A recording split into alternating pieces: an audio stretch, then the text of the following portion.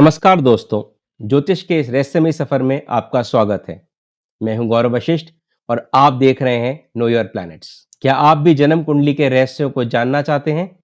तो आज के इस वीडियो में हम करेंगे एक कुंडली का विस्तृत विश्लेषण, जिससे आप सीख सकें कि किसी कुंडली का विश्लेषण कैसे किया जाता है, जिससे आपको उस व्यक्ति के स्वभाव, भविष्य और जीवन की महत्वपूर्ण पहलुओं को समझने में मदद मिलेगी। आज हम आपके लिए एक विशेष कुंडली विश्लेषण लेकर आए हैं, जिसमें हमें एक सिंह लगन की कुंडली प्राप्त हुई है और उसमें ग्रहों की स्थितियां कुछ इस प्रकार हैं। लग्न में चंद्रमा, तीसरे भाव में शनि, चौथे भाव में बृहस्पति, पांचवें भाव में केतु, नवम भाव में बुध, 10वें भाव में सूर्य और मंगल की युति और 11वें भाव में शुक्र और राहु विराजमान है। तो चलिए इस रोचक कुंडली का विस्तार से विश्लेषण करते हैं और समझते हैं कि यह कुंडली कैसे पढ़नी चाहिए। सबसे पहले हम जानेंगे कि अलग अलग ग्रह जिस घर में विराजमान है उसका क्या प्रभाव होगा। जैसे प्रथम भाव में चंद्रमा सिंह राशि में है।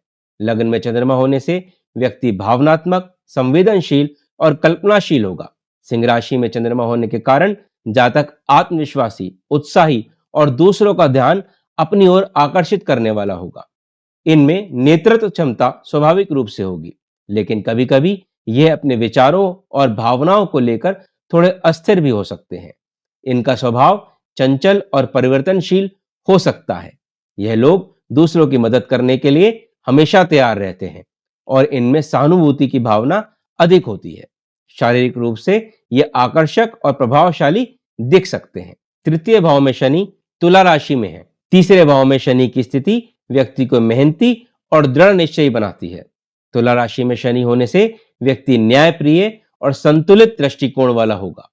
इन्हें अपने लक्ष्यों को प्राप्त करने के लिए अधिक प्रयास करने पड़ सकते हैं, खासकर शुरुआती जीवन में। छोटे भाई बहनों के साथ संबंध सामान्य रह सकते हैं। इनकी संचार शैली गंभीर और विचारपूर्ण होगी। यह लोग धैर्यवान होते हैं और अपनी मेहनत से सफलता प्राप्त करते हैं। यात्राओं में कुछ बाधाएं आ सकती हैं। चतुर्थ भाव में बृहस्पति वृश्चिक राशि में है। चौथे भाव में बृहस्पति की उपस्थिति व्यक्ति को सुखी और समृद्ध जीवन प्रदान करती है।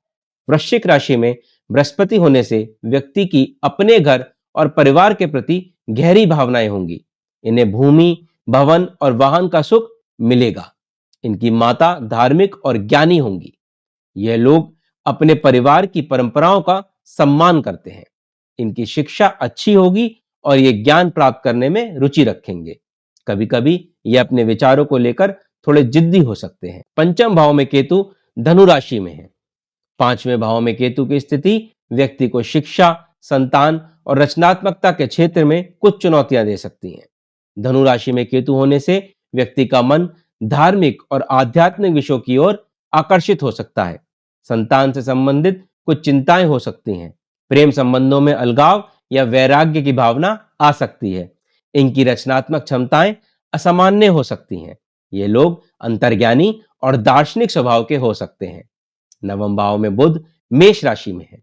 नवम भाव में बुध की स्थिति व्यक्ति को भाग्यवान और ज्ञानी बनाती है। मेष राशि में बुध होने से व्यक्ति की बुद्धि तेज और तार्किक होगी, लेकिन कभी-कभी ये जल्दबाजी में निर्णय ले सकते हैं।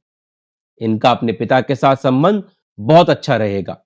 उच्च शिक्षा के क्षेत्र में सफलता मिलेगी। ये लोग यात्रा करना बहुत पसंद करते हैं और नए विचारों को सीखने के लिए हमेशा उत्सुक रहते हैं। इनकी संवाद शैली स्पष्ट और सीधी होगी। दशम भाव में सूर्य और मंगल वृषभ राशि में विराजमान है। 10वें भाव में सूर्य और मंगल की युति व्यक्ति को करियर के क्षेत्र में बहुत महत्वाकांक्षी और ऊर्जावान बनाती है। वृषभ राशि में सूर्य होने से व्यक्ति कर्मठ और स्थिर स्वभाव का होगा। मंगल की उपस्थिति इन्हें अपने लक्ष्यों को प्राप्त करने के लिए अथक प्रयास करने की शक्ति देगी।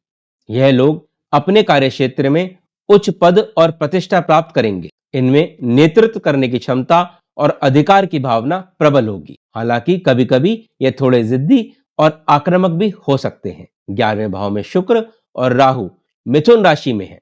11वें भाव में शुक्र और राहु की युति व्यक्ति को धन लाभ और सामाजिक संबंधों के क्षेत्र में अप्रत्याशित अवसर प्रदान कर सकती है। मिथुन राशि में शुक्र होने से व्यक्ति आकर्षक और सामाजिक होगा। राहु की उपस्थिति इन्हें धन कमाने के नए और अपरंपरागत तरीके खोजने के लिए प्रेरित करेगी। इनके मित्रों का दायरा बड़ा होगा, लेकिन कुछ मित्र इन्हें धोखा भी दे सकते हैं। इन्हें अचानक धन लाभ होने की संभावना है, लेकिन खर्च भी अधिक हो सकता है। अब हम जानते हैं कि इस कुंडली में कौन से महत्वपूर्ण योग बन रहे हैं। पहला, गज केसरी योग। चंद्रमा लग्न में है और बृहस्पति चतुर्थ भाव में स्थित है। चंद्रमा से केंद्र में गुरु होने के कारण गज केसरी योग बन रहा है। यह योग इस व्यक्ति को बुद्धिमान, यशस्वी और धनवान बनाएगा। लक्ष्मी योग। नवम भाव का स्वामी मंगल दशम भाव में स्थित है और लग्न का स्वामी सूर्य भी दशम भाव में स्थित है, तो यह लक्ष्मी योग का निर्माण कर रहा है। यह स्थिति धन और समृद्धि की पूर्ण संभावना को दर्शा रही है। कर्म योग। दशम भाव में सूर्य और मंगल की युति कर्म योग का एक मजबूत उदाहरण है। यह इस व्यक्ति को अपने कर्मों के प्रति समर्पित और मेहनती बनाएगा, जिससे उन्हें सफलता मिलेगी। इस कुंडली में छठे भाव का स्वामी शनि तीसरे भाव में अपनी उच्च राशि में स्थित है, जो एक मजबूत स्थिति बना रहा है। यह इस व्यक्ति को विपरीत परिस्थितियों में भी सफलता दिला सकता है। अंगारक योग। दशम भाव में सूर्य और मंगल की युति अंगारक योग बनाती है। यह योग इस व्यक्ति को ऊर्जावान, साहसी और कभी-कभी थोड़ा आक्रामक भी बना सकता है। इन्हें अपने क्रोध पर नियंत्रण रखना होगा। चांडाल योग। एकादश भाव में शुक्र और राहु की युति चांडाल योग बनाती है। यह योग व्यक्ति को भौतिक सुखों की ओर आकर्षित कर सकता है, लेकिन अनैतिक तरीकों से धन कमाने की प्रवृत्ति भी दे सकता है। इन्हें अपने चरित्र पर ध्यान देने की आवश्यकता है। तो सारांश में यह व्यक्ति भावनात्मक, आत्मविश्वासी और उत्साही होगा। इनमें नेतृत्व करने की क्षमता स्वाभाविक रूप से होगी। ये मेहनती और दृढ़ निश्चयी होंगे, लेकिन अपने लक्ष्यों को प्राप्त करने के लिए अधिक प्रयास करने पड़ सकते हैं। इन्हें भूमि, भवन और वाहन का सुख मिलेगा। इस व्यक्ति को प्रारंभिक शिक्षा के क्षेत्र में कुछ चुनौतियां आ सकती हैं, लेकिन उच्च शिक्षा में सफलता मिलेगी। करियर के क्षेत्र में यह बहुत महत्वाकांक्षी और ऊर्जावान होंगे और उच्च पद प्राप्त करेंगे। इन्हें धन लाभ के अच्छे अवसर मिलेंगे, लेकिन खर्च भी अधिक हो सकता है। रिश्तों में इन्हें समझदारी से काम लेना होगा। स्वास्थ्य के दृष्टिकोण से लग्न में चंद्रमा होने के कारण व्यक्ति भावनात्मक रूप से थोड़ा संवेदनशील हो सकता है। इन्हें अपनी मानसिक शांति बनाए रखने पर ध्यान देना चाहिए। हड्डियों और हृदय से संबंधित कुछ मामूली समस्याएं हो सकती हैं, लेकिन कुल मिलाकर स्वास्थ्य अच्छा रहने की संभावना है। धन के मामले में यह कुंडली बहुत ही अच्छी है। धन भाव और लाभ भाव में शुभ ग्रहों की स्थिति और लक्ष्मी योग का निर्माण अच्छी आर्थिक स्थिति का संकेत देता है। सूर्य और मंगल की 10वें भाव में स्थिति करियर में उच्च सफलता दिलाएगी, जिससे अच्छी आय होगी। 11वें भाव में शुक्र और राहु अचानक धन लाभ के अवसर भी प्रदान करेंगे। विवाह के भाव में यानी 7वें भाव का स्वामी शनि तीसरे भाव में स्थित है, जो विवाह में कुछ विलंब या जीवन साथी के साथ संबंधों में कुछ व्यवहारिक दृष्टिकोण दिखा सकता है। हालांकि 11वें भाव में शुक्र की उपस्थिति प्रेम और आकर्षण को दर्शाती है। जीवन साथी मेहनती और स्थिर स्वभाव का हो सकता है। विवाह के लिए थोड़ा इंतजार करना पड़ सकता है, लेकिन अंततः सुखमय वैवाहिक जीवन रहेगा। करियर के लिए यह कुंडली अत्यंत उत्तम है। 10वें भाव में सूर्य और मंगल की शक्तिशाली युति सरकारी नौकरी, प्रशासन, प्रबंधन या किसी भी ऐसे क्षेत्र में उच्च सफलता दिला सकती है जहां नेतृत्व और अधिकार की आवश्यकता होती है। बुध की 9वें भाव में स्थिति शिक्षा या परामर्श के क्षेत्र में सफलता दिला सकती है। व्यक्ति अपने करियर में उच्च प्रतिष्ठा और सम्मान प्राप्त करेगा।